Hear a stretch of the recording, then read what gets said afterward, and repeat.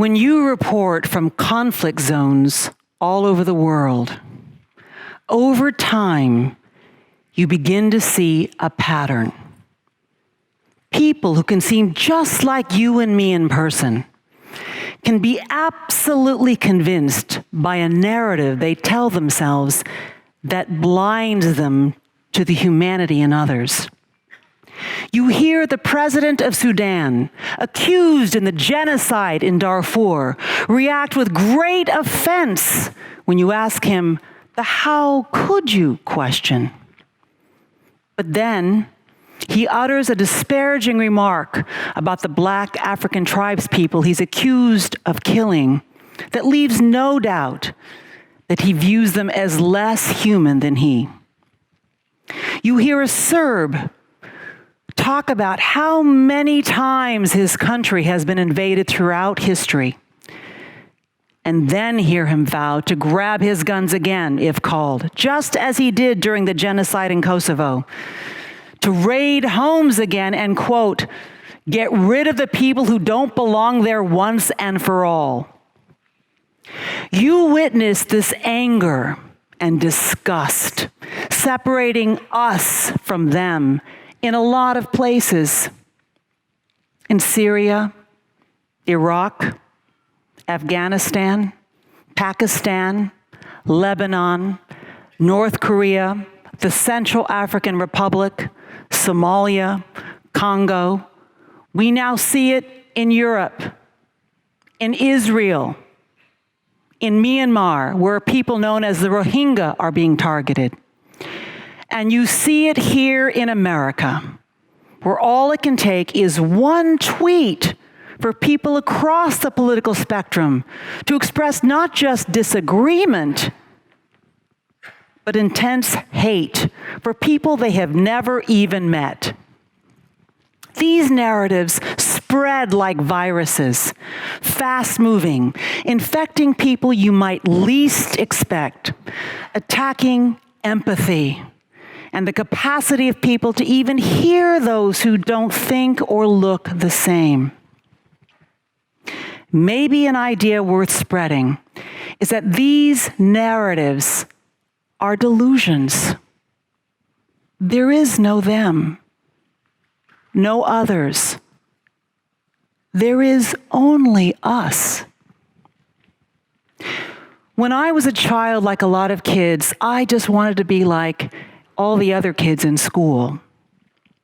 That wish died after a boy stood up in 3rd grade and started chanting, "Anne is a Jap. Anne is a Jap." I looked up from my schoolwork and I noticed the teacher wasn't in the room. But the boy was still chanting.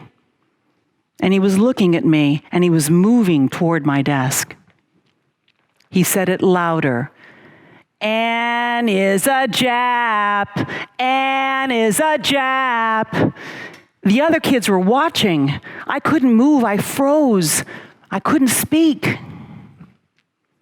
But suddenly, somehow, I was up and socking him right in the face.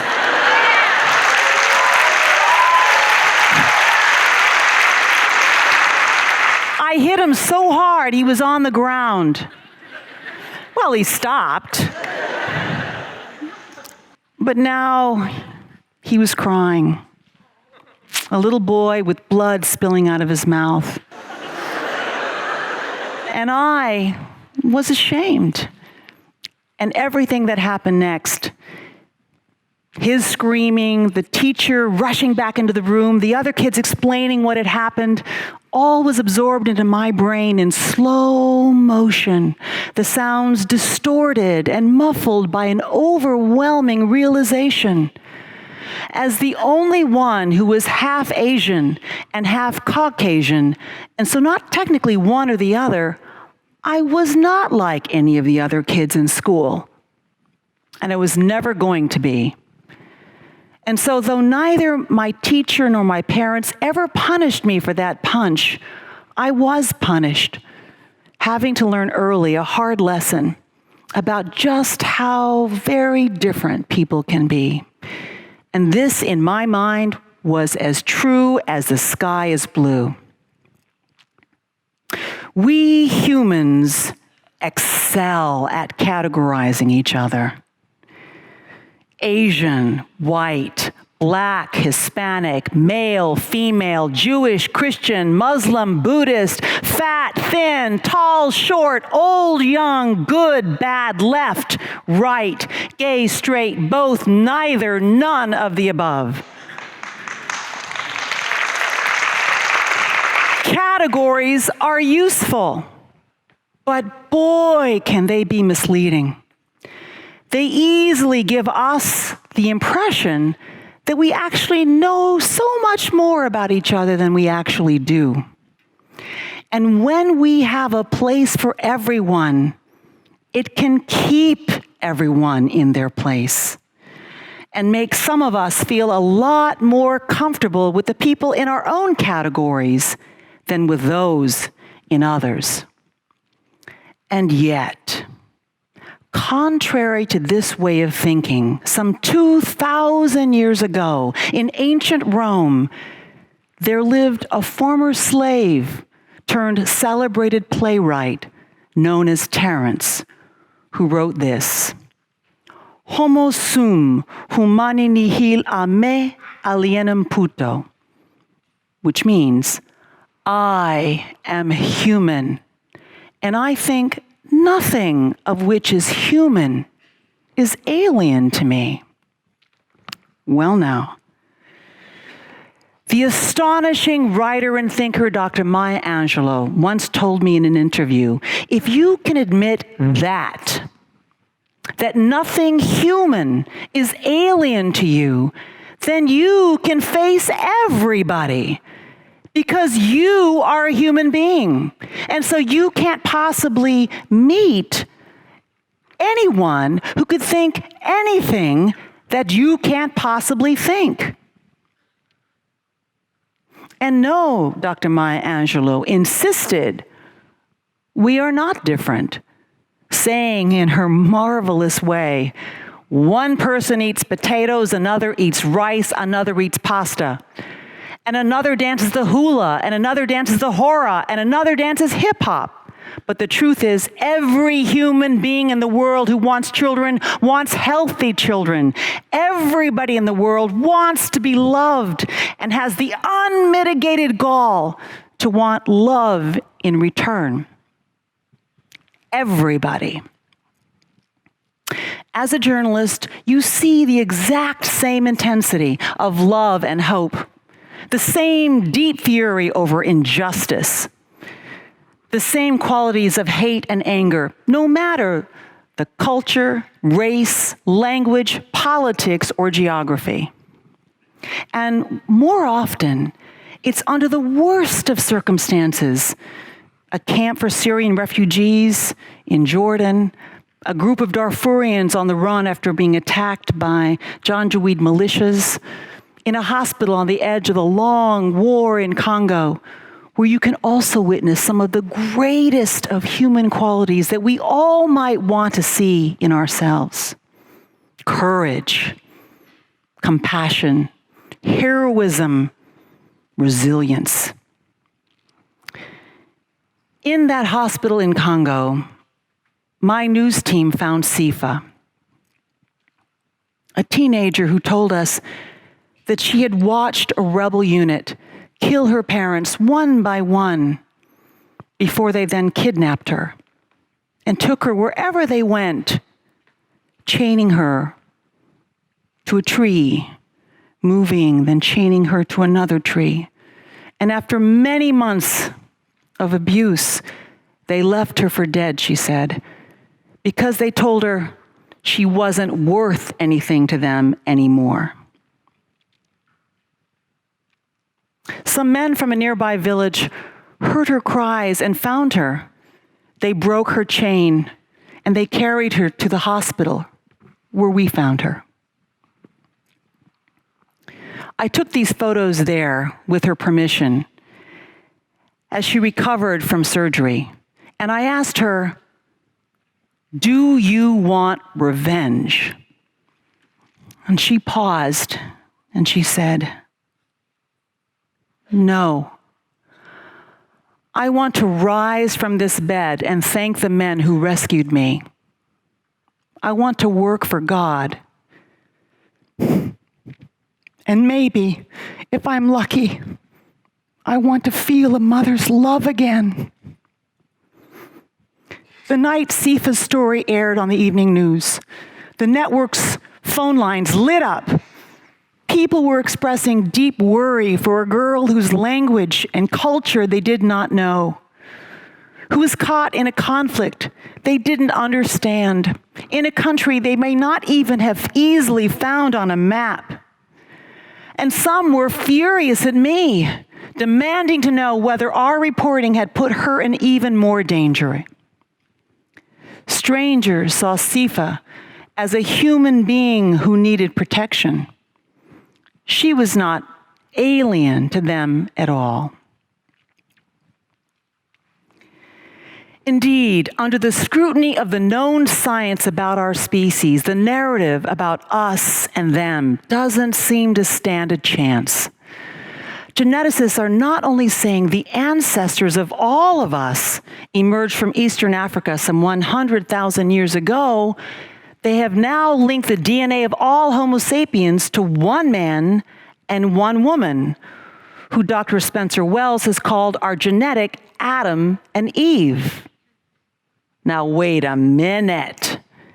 If it's true that we all share the same ancestors, dude, I'm your long-lost relative. Can I come over for dinner? I'll bring the wine. You like red? Cool. But if you want to talk politics, I'm bringing more than one bottle. According to the research so far, Homo sapiens have biological differences, but we are still more than 99% genetically identical and share vast foundational similarities, not all of them good. We have evolved to lie. And we can alter our memories, which can help us overcome trauma, but can also cause us to remember what never actually happened. We can continually adapt our personalities so that over time, even core parts of ourselves can change. We all seem capable of harming one another. One study claims we can, within days, under certain circumstances, become psychologically abusive to other people. Another study suggests that if someone in authority tells us to do so, we can be willing to cause others physical pain, even if it's against our personal beliefs. See, more evidence dogs are better than people. But science also tells us our strongest human instinct, even stronger, according to Darwin, than our self-interest, is our ability to feel sympathy with others. This is why we can choose to risk our lives even for people we don't know, as did Harriet Tubman, Mahatma Gandhi, Witold Pilecki, Raoul Wallenberg, Ruth Gruber, Martin Luther King, and Nelson Mandela, among many others, countless others, known and unknown. Brain scans reveal the regions involved with the positive emotions and empathy light up like a Christmas tree when we do good for others. Some researchers describe empathy as being like a muscle. The more you use it, the stronger it gets. And study after study, when taken together, suggest that helping our fellow human beings can help us breathe deeper, feel happier, be healthier, and maybe even live longer. And here's where it gets really crazy. It may even make us more attractive to a potential mate. So put that on next time with your cologne. We can all find our shared complexities, both our darkness and our light, in the violent ancient story of the Iliad, which you likely know well. Even this tale about the epic battle between mortal enemies in which Achilles seething with anger, disfigures Hector, a son of Troy, making him barely recognizable as human, is woven with a level of compassion so deep for both sides that upon hearing it, perhaps even a Spartan could have felt empathy for a Trojan and vice versa. Perhaps it is time to consider that what may most separate us are not our categories at all, but the very narratives, true and false, that we have been led to believe about each other. The power of narratives on human behavior should not be underestimated. On one hand, our capacity to communicate and believe the same story allows us to work together, which is the very reason historian Yuval Harari points out in his book, Sapiens, that we have risen from the middle of the food chain, at one time staying close to the fire, afraid of being eaten, to the top. And now here we are on the cusp of deciding not only what species live or die, but even how we ourselves will evolve from this point onward. It would be so nice if our brains would evolve a little bit faster, so at least we could stop eating all those French fries on the plate. But this same capacity to get collectively swept up in a powerful narrative also makes us highly vulnerable to delusions that can lead human beings to do terrible things. We've only to think of Hitler and the people who agreed to follow him to be reminded of an extreme example of that. Both Desmond Tutu and Nelson Mandela helped teach the world outside of South Africa an ancient word of the Xhosa and Zulu people. The word is Ubuntu, which is variously translated as meaning I am because we are, or I am what I am because of who we all are. Indeed, what are any one of us truly without the rest of us? My work, as well as my curiosity about science and what science and history and even literature tells us about what it means to be human, have opened my mind to this idea of Ubuntu, so diametrically opposed to the narrative of us and them. When looking at the faces of people in a crowd, as I'm doing right now, looking at you, I see human dignity. Not in categories, but in individual members of one species, the only one that still survives and will likely need all of us to survive what is still to come. It is possible for me to see in you my mother, my father, my sister, my brother, my daughter, and my son. Look closely with empathy at who we really are and what we mean to each other. It will give you a glimpse of a future when human beings can finally love more and fear less and know none of us is truly alone.